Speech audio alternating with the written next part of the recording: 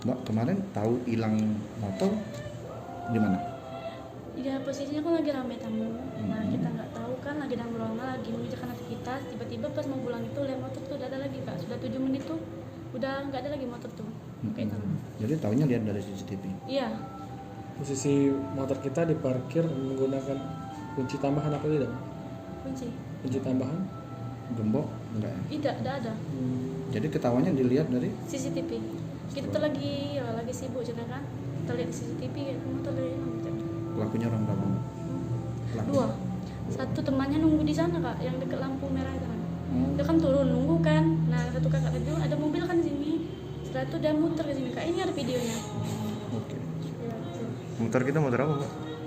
BG-nya. Motor Honda.